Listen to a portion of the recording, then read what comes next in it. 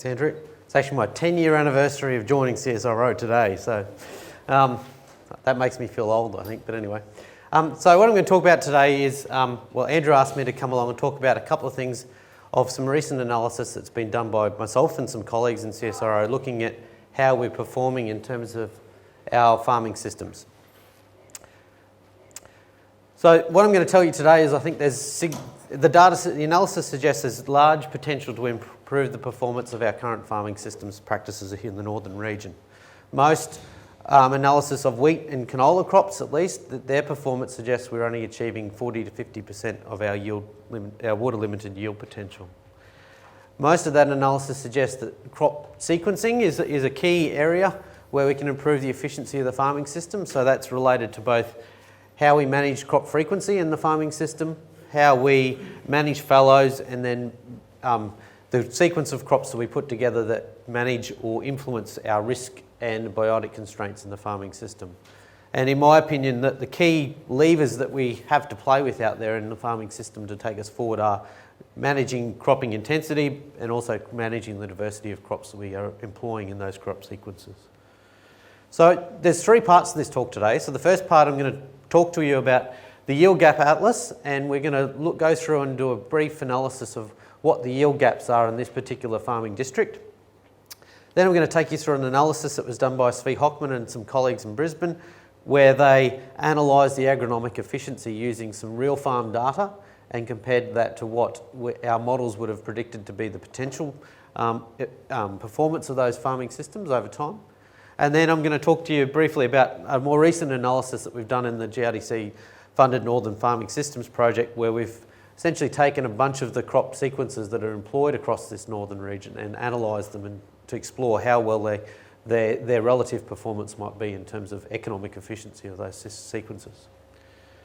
So you first might be wondering, what's this term of a yield gap? So a yield gap is this. So we have obviously a farmer's actual yield, and we have ways of assessing what the environmental yield potential might be. So in that context, that's where we've employed best management practice, we've had no nutritional constraints to performance of those crops, and no biotic constraints. So that's what we term the water-limited yield potential. And usually we derive that from things like simulation models, which tell us what that potential might have been in a particular season or a range of seasons. So that tells us the difference between these two numbers is what we term to be the yield gap. Others might also use this term, the exploitable yield gap. So that recognises the fact that most farmers are not going to try and achieve this level of efficiency because that's probably not an economic optimal thing to do. You're not going to try and manage for known weeds and diseases, and of course full nutrition of crops may not be the most economic choice. So most analysis suggests that around 80% of that water limited yield potential is what growers might aim to achieve. So that gives us some idea about what our exploitable yield gap might be in the farming system. So those are some terms that if you hear them bandied about, now you have some understanding about what they are. So what I'm going to take you through here is, this is a product, the Yield Gap Atlas of Australia, that was developed by some CSIRO colleagues in conjunction with GRDC. And so this is a website where you can go on and explore how big the yield gap is across different districts across Australia. And so this is using a combination of statistical data from the ABS that's been boiled down into local area information and matching that against what a crop model might have simulated to be the yield potential across that same set of years. So this is a 17-year average. So it's using the average yield that was measured, that was reported in the ABS statistics versus what a simulation model would have predicted to be the potential yield across those districts as well. So this is putting that together. So what we're going to do is explore briefly around this Gundawindi region what the size of those yield gaps are. And so you can see here we've plotted the size of the yield gap by different colours. Around this area, that the difference between what our simulation model would have predicted to be the water limited yield potential versus what the reported ABS statistics is around about 2 tonnes or 1.5 to 2 tonnes. gap across this region. It's a bit higher as we go further east into the higher rainfall or more higher rainfall environments. So these are what statistical averages reported are. It's around 1.6 tonnes in the Wagamba Shire, around 2 tonnes in the whole northern Grange region, while APSIM would have suggested our water limited yield potentials around 3.5 to 4 tonnes across those same set of years. So that leaves us with a yield gap of around, nearly up to 2 tonnes. So 1.5 to 2 tonnes yield gap for a wheat crop. So we're only achieving about 50% of what our water limited yield potential might be based on those information. So one of the things you can do with this particular website is you can go on and you can do a farm size yield gap. So they've simulated the water limited yield potential for a range of different soil types that are prevalent in different districts. And so you've got different soils here. And these are the water limited yield potentials, so demonstrating that obviously those things are different on different soil types. And then you can go in and you can describe what your percentage of your farm that are allocated to different soil types. So in this case, 65% for vertisols, 20% to a sodasol, etc. And put in your information about what your average farm yield is on each of those soil types. And then it'll give you some indication of what your farm yield gap might be, the difference between what the APSIM would have simulated to be your yield potential across those same set of years and what you achieved, and tells you what your relative yield is. So in this case, this particular farm at these numbers, it's saying your farm yield gaps, you're achieving 64% of water limited yield potential in that particular context, while the area average based on ABS data is only 50%. So you can go in and explore how you might be compared to the ABS information or how you're comparing to what a crop model might have simulated to be your potential. So there's a little tool that you can go away with and have a look at in terms of your own production system or production system of your clients. So just to put that all into context, so this is a bit of a summary across the northern region versus nationally. And so you can see that yield gap's close to 2 tonnes in this northern region as a whole. And we're only really achieving 46 or so % of our water limited yield potential across the whole northern region. I mentioned the exploitable yield gap. Well, obviously you're not trying to get that full 3.6 necessarily all the time. So exploitable yield gap's around 1.2 tonnes per hectare per year on average. But if you put that all together, that's in the northern region alone, that's about $1.7 million a year worth of gap that's exploitable out there in the farming system in wheat yields. So there's plenty of gains to be made. So that's the first part of the talk. The second part of the talk is some people might have some scepticism about how accurate the ABS data is. So I guess this is a different approach to looking at that question. And so what this analysis has is there's got real farm data collected over about 8 years from 63 different fields that were monitored across this northern region through southern Queensland and northern New South Wales. So that had about 193 crops over those set of years. So there was information about what crops were grown, the sequence of crops, when they were sown and harvested, and the inputs that were provided to those particular crops. And so what the authors here did is they analysed how well those crops performed compared to what the potential efficiency might have been. So let me explain what this graph is.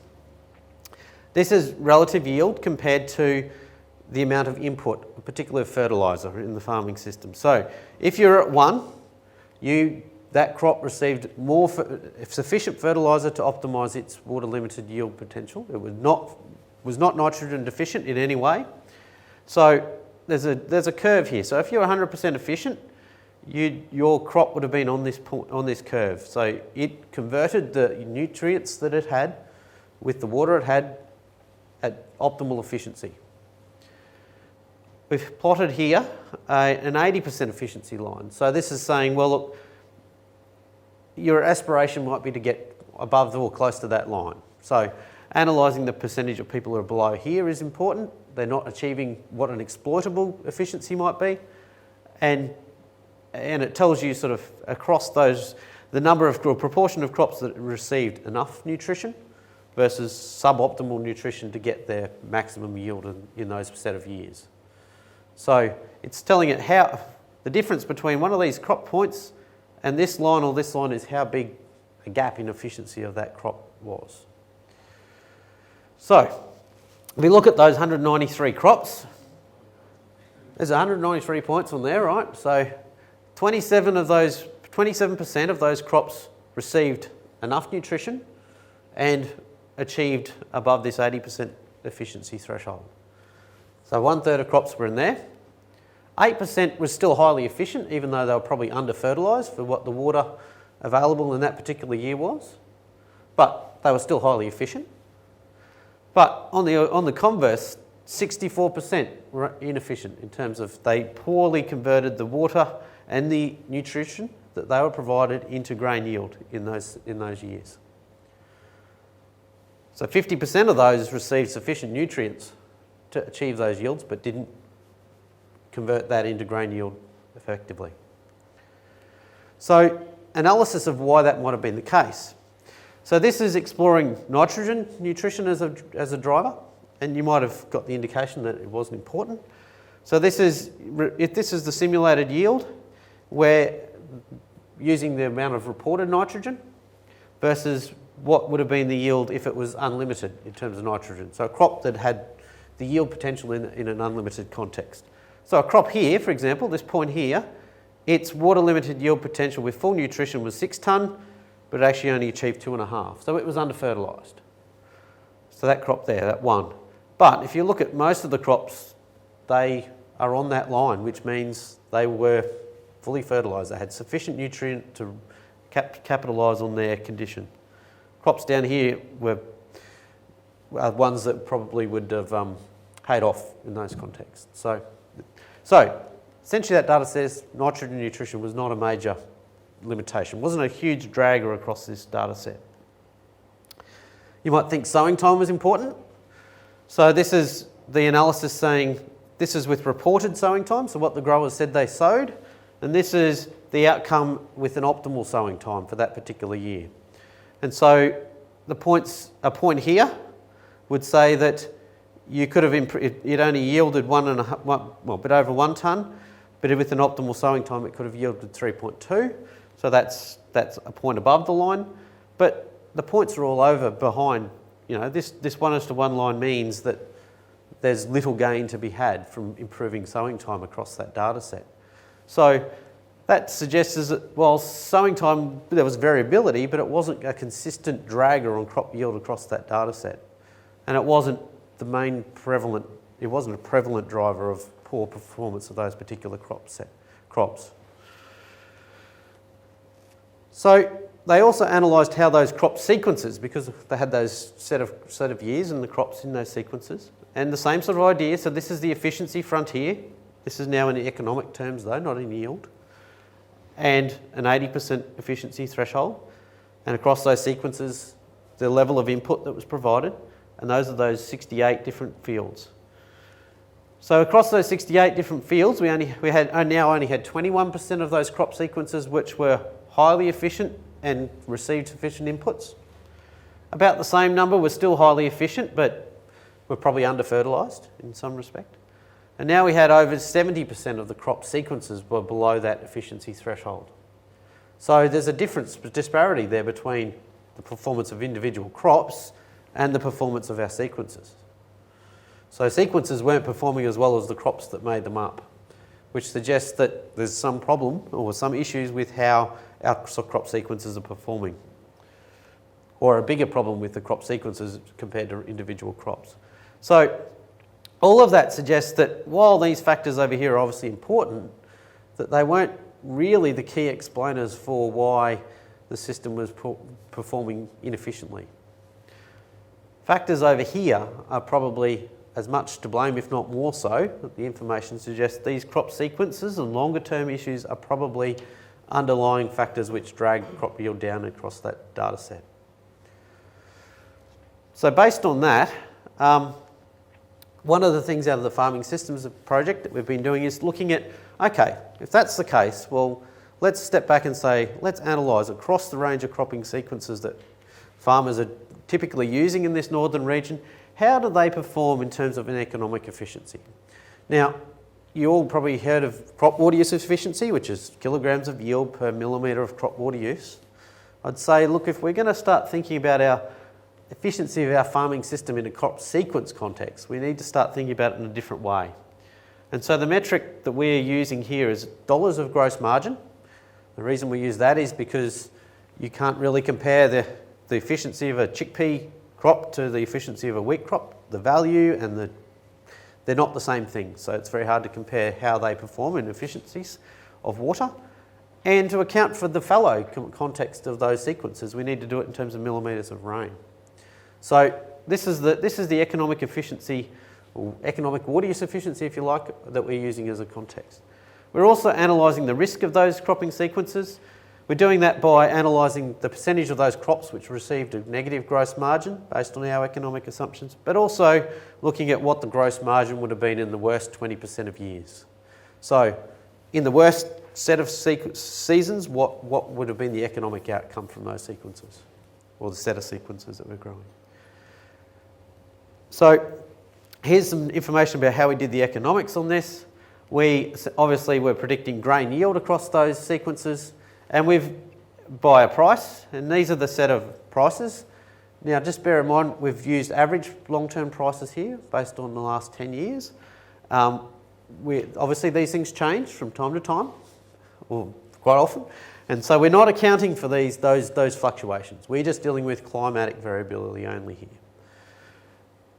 One of the things you'll note is we're letting those sequences derive the amount of nitrogen that was required to meet the needs of the crops in those sequences, and the amount of sprays that would have occurred across those sequences. So those things vary based on this crop sequence. And then we've got a variable cost for each crop. And so those are based on each crop, excluding fertiliser and fallow sprays. They're the assumed amount of background variable inputs for each of those different crops. So that's what we've done the economic analysis we've done. So just a couple of things just to bear in mind that we aren't including in these analyses thus far. One is all of these sequences we've run those so far are set rotations.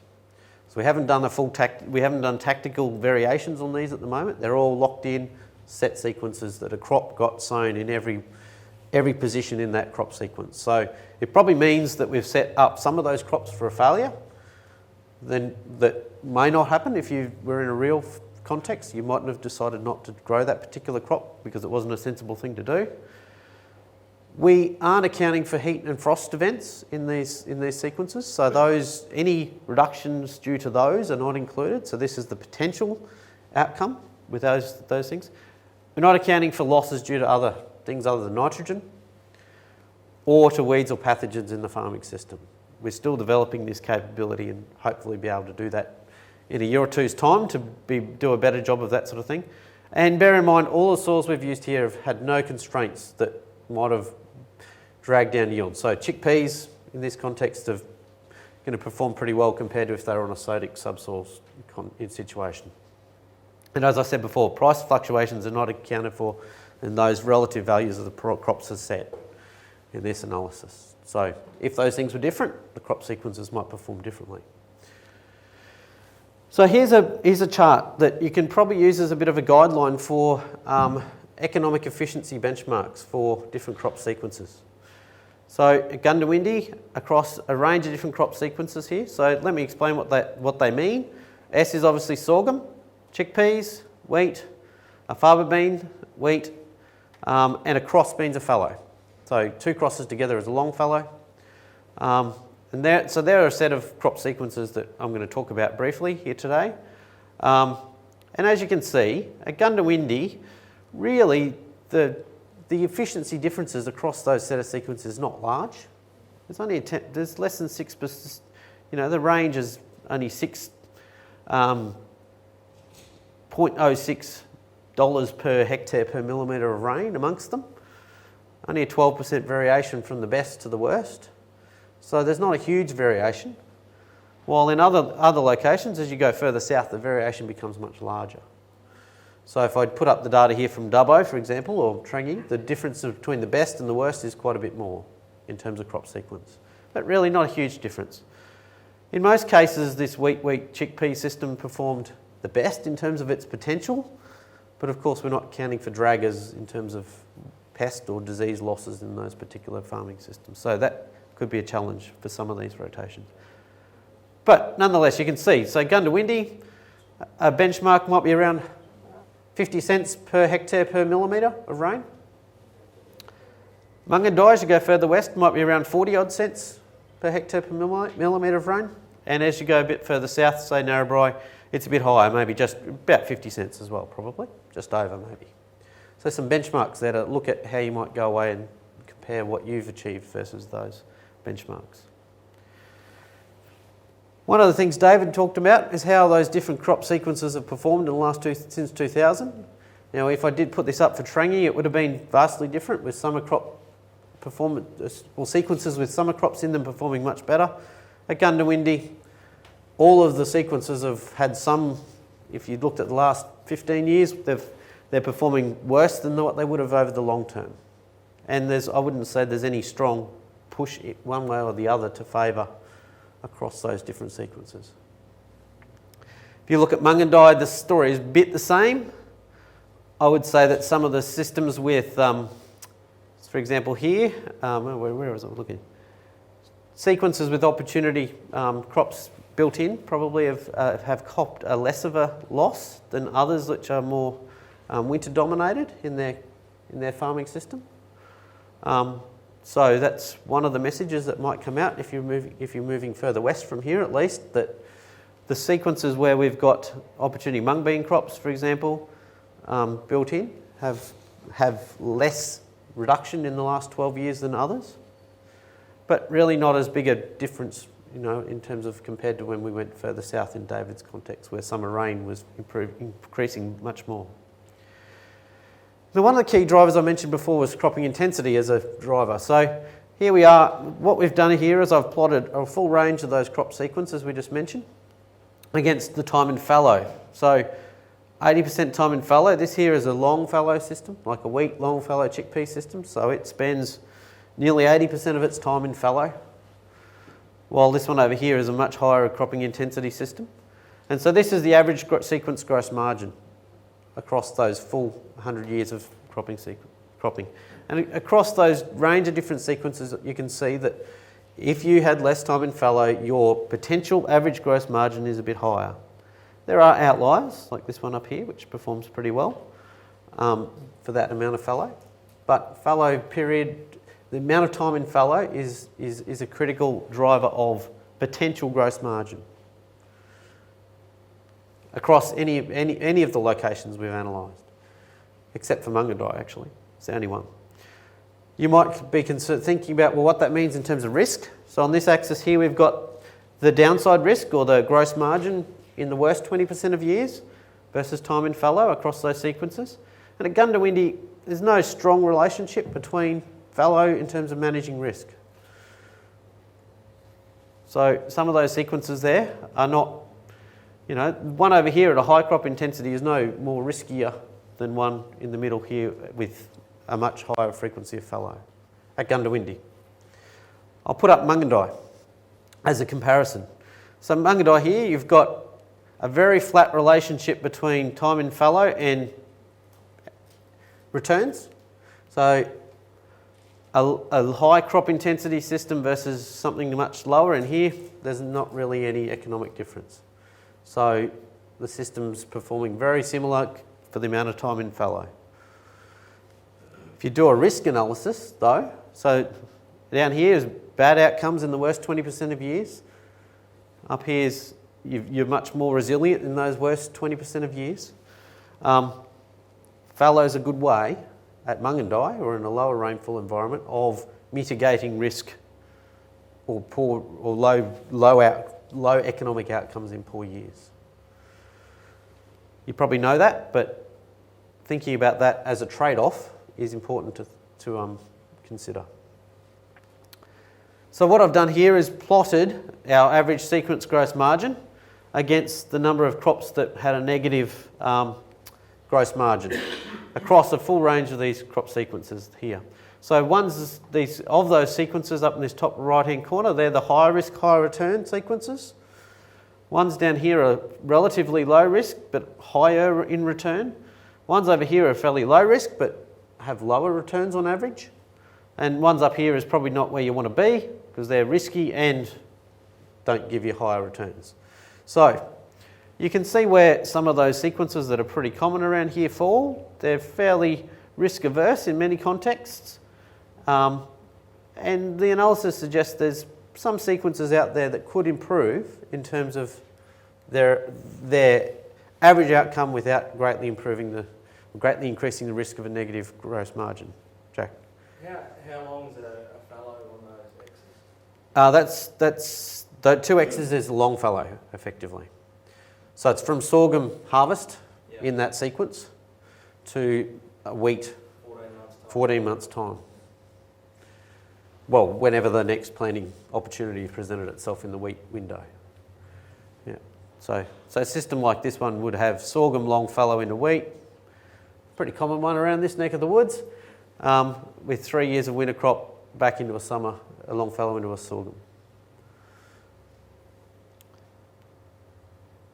So this one here, for example, is just that same sequence, but where you've scheduled in a double crop mung beans.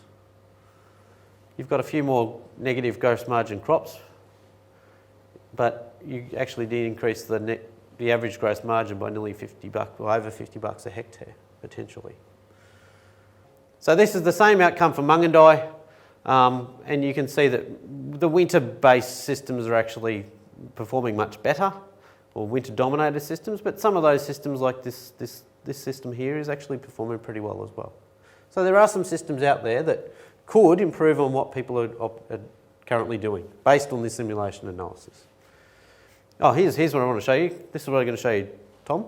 So these are the frequency of negative gross margins for each of those different crop sequences, but I'll pull a couple out. The numbers on here are the proportion of those crops that actually had a negative gross margin, right? So they didn't actually make didn't make money. So any of the sequences here have got a double crop chickpeas out of sorghum. And so at Gundawindi, this suggests that 40% of chickpeas out of sorghum, double crop, don't make an positive economic return. Does that answer your question? 40% aren't economically making an economic return based on our assumptions. These are double crop mung beans. So 30% of double crop mung beans in those sequences weren't giving a positive economic return. And if you have a look at any of the ones with the short fallow sorghum based systems, are around 20 to 30% likelihood of having a crop failure or a negative return. But if you had any of the sequences here with the long fallow into sorghum, your risk is much lower. It's only about 15 to 20% of those sorghum crops didn't make money. So if you wanted to reduce risk for sorghum, it has to be on a long fallow in this environment. At Mungandai, the outcomes are the same, but the risks are higher. So double crop chickpeas are over here. 50% of those had a failure. The same thing with anything going into long fallow into sorghums. That's the only way you can go at Mungandai if you're going to grow sorghum. These costs is when you say negative, like you're making profit, it's just the costs of negative gross margin. Yeah, so just like your cost, like you're basing up the land. Yep. And it's all the costs you put in once you return Yep. it as land work out. Yep, exactly. Yep.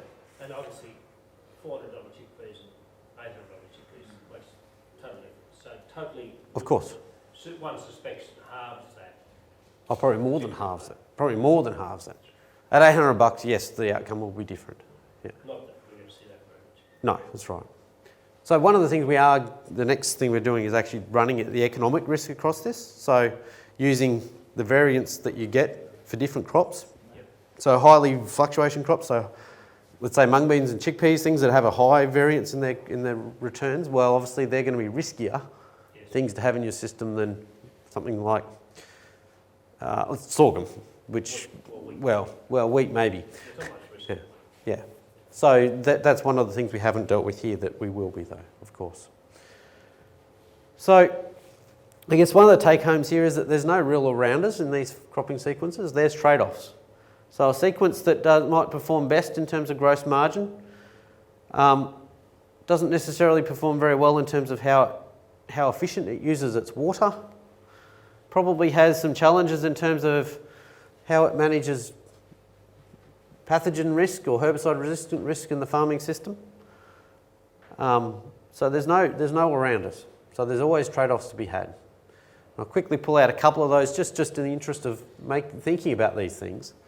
So this is the same thing. This is changing carbon of your soil. So how much that changes every year versus time in fallow. So longer fallows, you run down carbon faster.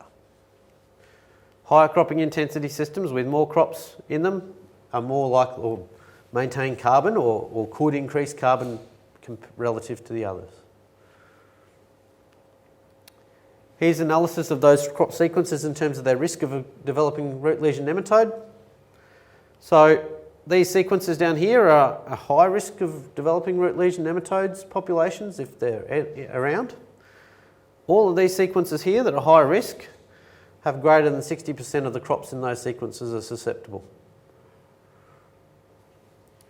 If you wanted to reduce the risk of that happening, you need to have all of these sequences here have got more than 2.5 years in a row of a resistant crop or fallow. So those sequences there are likely to maintain or potentially just reduce the populations over time.